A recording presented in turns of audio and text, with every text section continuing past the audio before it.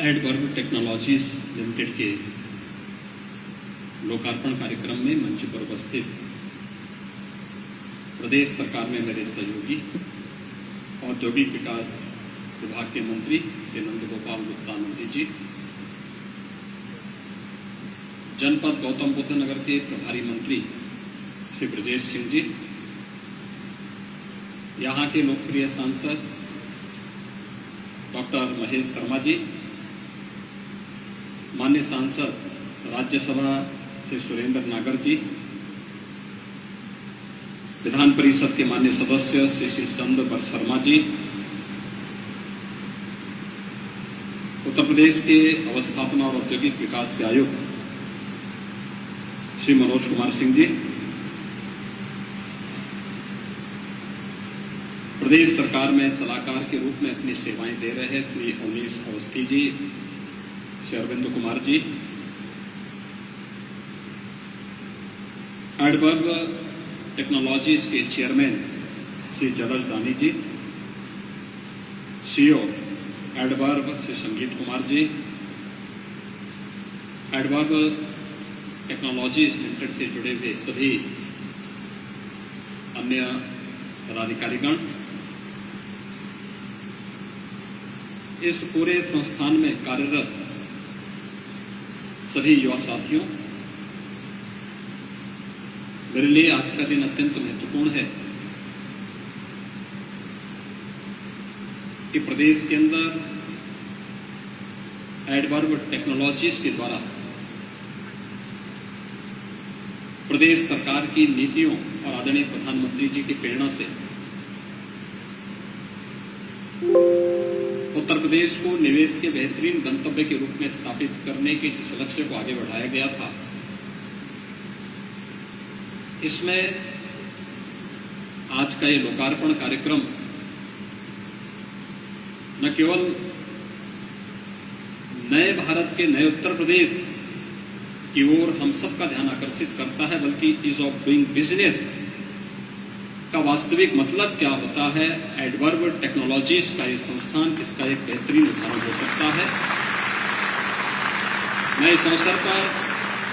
Adverb technologies और उनके सभी सहयोगियों को हृदय से बधाई देता हूं और जिन नौजवान साथियों को यहां पर कार्य करने का अवसर प्राप्त हुआ है, उन सबका हृदय से अभिनंदन भी करता हूं। मुझे याद है जब 3 जून 2022 को उत्तर प्रदेश में भारतीय जनता पार्टी नेतृत्व की सरकार ने लगातार दूसरी बार सत्ता संभाली थी, उसके तत्काल बाद 3 जून 2022 को प्रदेश सरकार ने आदरणीय प्रधानमंत्री जी को प्रदेश की राजधानी लखनऊ में 3rd ग्राउंड ब्रेकिंग सेरेमनी के लिए आमंत्रित किया था। इस अवसर पर एडवर्ब टेक्नोलॉजीज ने 200 करोड़ रुपए के नए निवेश के प्रस्ताव के साथ ग्रेटर नोएडा अथॉरिटी के साथ एमओयू पे साइन करने के साथ इस कार्यक्रम में अपने कार्यक्रम की आधारशिला रखी थी। और मुझे प्रसन्नता है कि मात्र 1 वर्ष की इस छोटी सी अवधि में इतना बड़ा संस्थान 200 करोड़ रुपए की लागत के साथ साथ 3000 से अधिक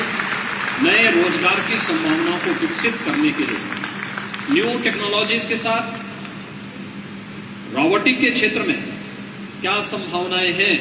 इन संभावनाओं को आगे बढ़ाते हुए आज हम सबके सामने है। मैं इसके लिए एडवर्ब टेक्नोलॉजीज के चेयरमैन, सीईओ और उनके सभी सहयोगियों को हृदय से बधाई देता हूं, प्रदेश सरकार की ओर से धन्यवाद भी देता हूं।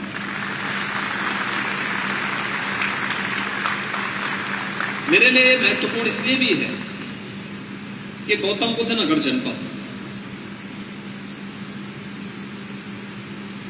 एनसीआर का पार्ट होने के बावजूद 2017 के पहले जिस प्रतिस्पर्धा के लिए अपने आप को तैयार करना चाहिए था, उसमें एक हताशा थी, निराशा थी।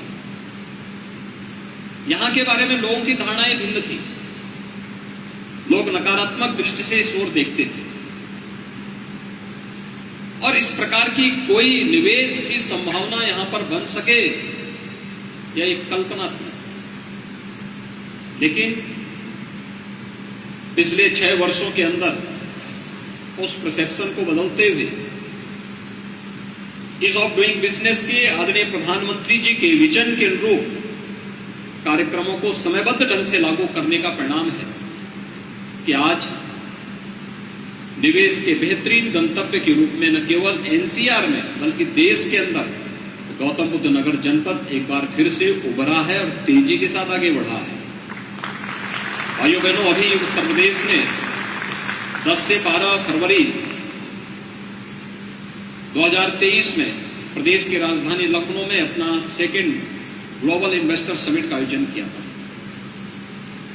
ग्लोबल इन्वेस्टर समिट की दृष्टि से उत्तर प्रदेश का एक पहला समिट था, यद्यपि इन्वेस्टर समिट की दृष्टि से दूसरा था। और उत्तर प्रदेश को इस अवसर पर अब तक जो एमओयू हमारे साथ में लगभग 36 लाख करोड़ रुपए के अधिक के निवेश के प्रस्ताव प्राप्त हुए हैं। 36 लाख करोड़ रुपए के निवेश के प्रस्ताव, और इसमें भी सर्वाधिक निवेश के प्रस्ताव कहीं के लिए प्राप्त हुए हैं तो इसी गौतम बुद्ध नगर जनपद के लिए, जहां पे सुविधाएं हो, ईज ऑफ डूइंग बिजनेस के लक्ष्य को आसानी से प्राप्त किया जा सकता हो, जहां पे बेहतरीन कानून व्यवस्था की स्थिति हो, वहां पे निवेश इंफ्रास्ट्रक्चर को देख करके, वहां पर दी जाने वाली सुविधाओं को देख करके, वहां की सुरक्षा के बेहतरीन वातावरण को देख करके आता है। और आज ये दृश्य हम सबको यहां पर देखने को मिलता है, प्रदेश में देखने को मिलता है। और ये पहली बार हुआ है कि उत्तर प्रदेश के सभी 75 जनपदों में कुछ न कुछ निवेश जरूर हो रहा है। यानी जो जनपद कभी एस्पिरेशनल डिस्ट्रिक्ट माने जाते थे, जो विकास की दौड़ में पिछड़ गए थे, शिक्षा, स्वास्थ्य, कृषि और जल संसाधन, स्किल डेवलपमेंट और रोजगार, वित्तीय समावेशन, इन सभी में जो काफी पीछे थे, उन जनपदों को व्यवस्थित रूप से विकास की मुख्य धारा के साथ जोड़ करके निवेश के एक बेहतरीन गंतव्य के रूप में स्थापित किया गया। और इस ग्लोबल इन्वेस्टर समिट में प्रदेश के अंदर सभी 75 जनपदों के लिए कुछ न कुछ निवेश के प्रस्ताव प्राप्त हुए। आज प्रदेश की कनेक्टिविटी बेहतर हुई है। प्रदेश की राजधानी लखनऊ से पूरब की हो या बुंदेलखंड की कनेक्टिविटी हो, पश्चिम से मध्य और पूर्वी उत्तर प्रदेश को जोड़ने के लिए कनेक्टिविटी हो या एयर कनेक्टिविटी,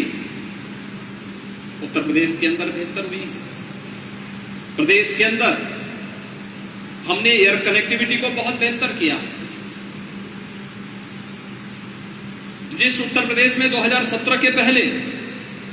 मात्र 2 एयरपोर्ट मात्र क्रियाशील थे, आज उस उत्तर प्रदेश में आज के दिन पर 9 एयरपोर्ट पूरी तरह क्रियाशील है। 12 एयरपोर्ट पे वर्तमान में कार्य चल रहा है और इस वर्ष के अंत तक उत्तर प्रदेश 5 इंटरनेशनल एयरपोर्ट वाला देश का पहला राज्य होगा।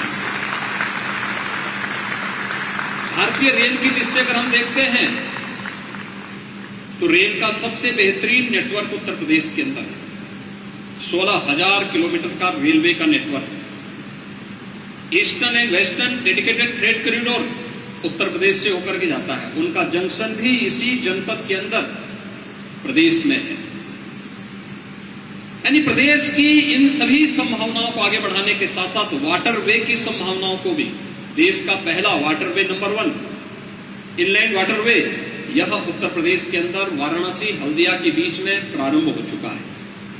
और शीघ्र ही प्रदेश के अंदर अपना स्टेट का इनलैंड वाटरवे अथॉरिटी भी गठित होगा, जिसके माध्यम से हम प्रदेश के अंदर जल मार्गों के माध्यम से कार्गो की सुविधा को आगे बढ़ाने की इन संभावनाओं को भी आगे बढ़ाने का कार्य करेंगे। प्रदेश तेजी के साथ आगे बढ़ रहा है। एशिया का सबसे बड़ा इंटरनेशनल एयरपोर्ट इसी जनपद में जेवर के पास वर्तमान में तेजी के साथ बन रहा है। ये संभावनाएं बताती हैं कि उत्तर प्रदेश के अंदर पहले भी संभावनाएं थी। देश के अंदर एमएसएमई का बेस अगर आप देखेंगे 96 लाख यूनिट एमएसएमई उत्तर प्रदेश के अंदर है, और उनके प्रोत्साहन के लिए वन डिस्ट्रिक्ट वन प्रोडक्ट की योजनाओं को आगे बढ़ाने का कार्य हुआ है, जिसने उत्तर प्रदेश को एक्सपोर्ट के एक हब के रूप में विकसित किया है। मैं यहां पर देख रहा था, जब पूरी फैक्ट्री को मैं देख रहा था, इस पूरे संस्थान के अंदर जब मैं अवलोकन कर रहा था, मुझे तमाम युवा साथी मिले, अलग अलग जनपदों से आए हैं। किसी ने डिप्लोमा किया है, किसी ने डिग्री अपनी ली है, कोई यहां फुल टाइम जॉब कर रहा है, कोई इंटर्नशिप में यहां पे काम कर रहा है। और इस अवसर पर मैं एडवर्ड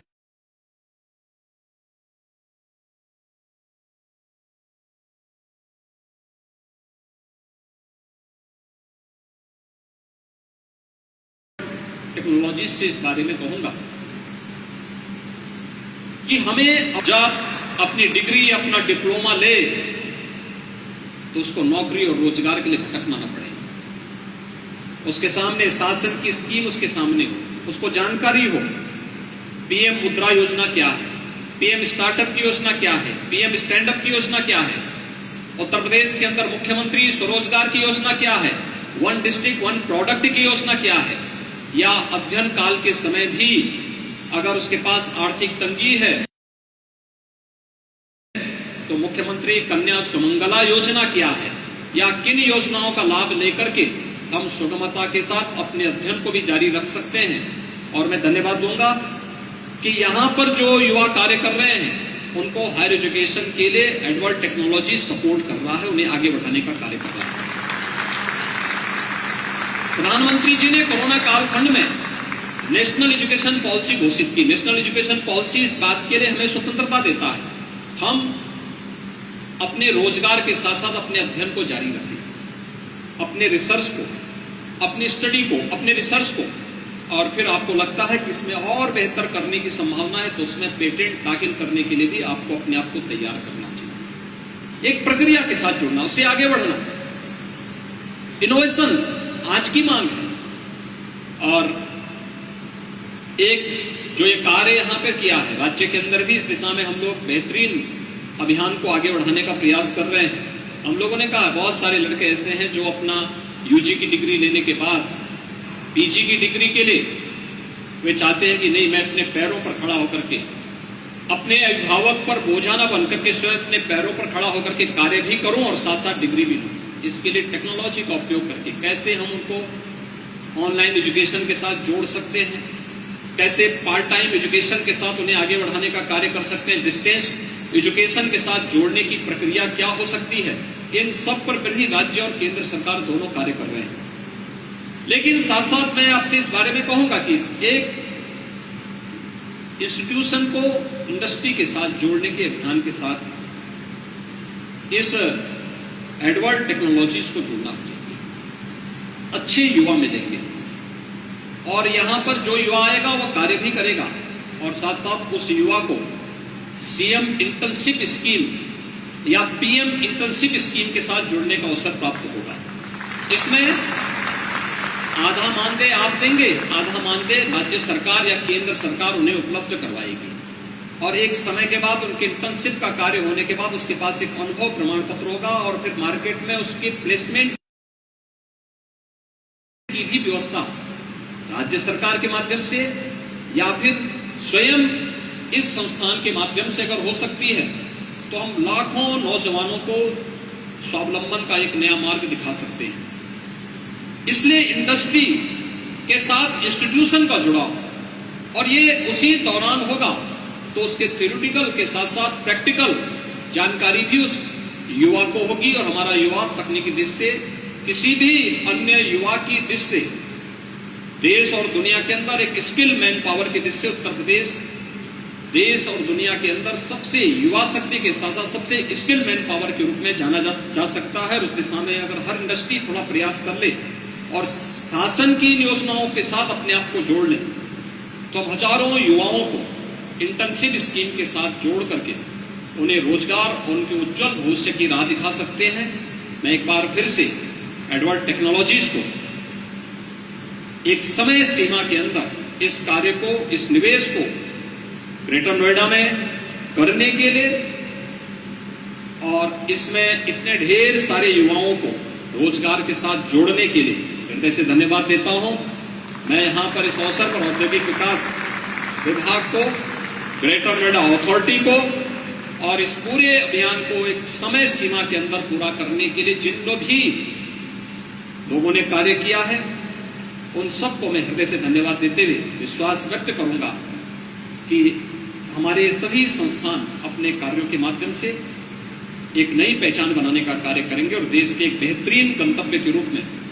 उत्तर प्रदेश को आगे बढ़ा करके आदरणीय प्रधानमंत्री जी के विजन के अनुरूप उत्तर प्रदेश की अर्थव्यवस्था को अगले 5 वर्ष के अंदर $1 ट्रिलियन की इकोनॉमी बनाने में अपना योगदान देंगे। आप सबके प्रति मेरी शुभकामनाएं। धन्यवाद। जय हिंद।